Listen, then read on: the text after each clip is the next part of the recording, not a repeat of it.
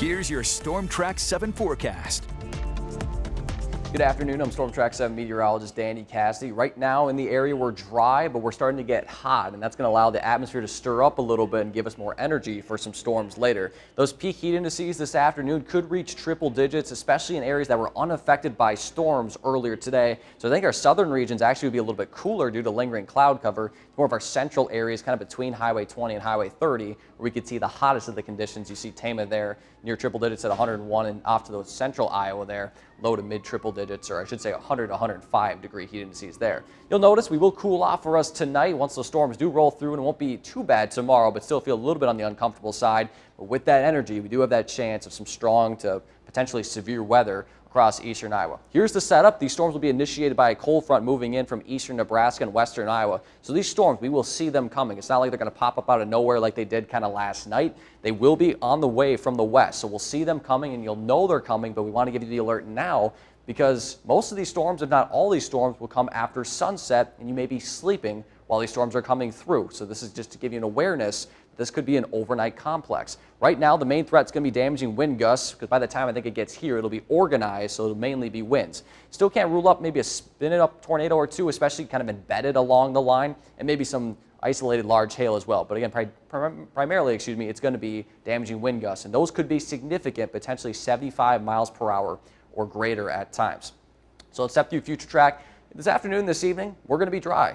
We're not going to be seeing anything until later. So this evening, you might be thinking, well, what storms are you talking about? We're seeing plenty of sunshine. But as I mentioned, those storms will be moving in from the west, and by 11 o'clock, we will be seeing these on our western edge. You see a lot of heavy rain embedded with this as well. So some localized ponding, flash flooding could be an issue as well. These will continue to move through, and I think by 3 a.m. it does move out of the area. And really after that, we'll just have scattered showers and storms during the day on Thursday, just kind of lingering activity from that low pressure. You see that rotate counterclockwise, that's the remnants of that low. So maybe you could see some heavy rain with this at best, but not expect anything severe with Thursday's activity. So with tonight's being more overnight, of course, have multiple ways to stay alert. We'll update you on air and online, and unfortunately, if things get strong enough, we might have to ruin the Olympic experience. We don't want to do that. We're hoping we don't have to.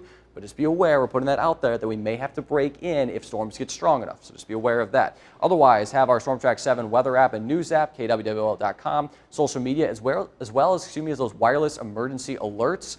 If it's significant, 80 miles per hour or greater, they will alert you and they'll go off. So just make sure you have those on if the case arises where you do see those very strong storms. So with that being said, for tonight, low temperatures, upper 60s and low 70s, those storms. Then after they move through, we'll see a wind shift there after that cold front moves through. Still staying warm, though, and muggy overnight.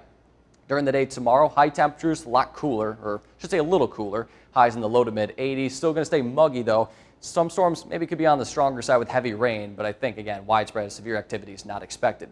Those dew points after the cold front comes through, they're going to be lower, but it's still going to be on the uncomfortable side. We're staying in the low 70s through the weekend as we still have a lot of moisture being pulled in from the south. So we're really not going to have too comfortable conditions until maybe later next week. And with that, those heat indices are still going to be on the higher side. Tomorrow we're going to be in the low to mid 80s, so not too bad there. A pretty typical eastern Iowa July day, or I should say August day, because August 1st is tomorrow.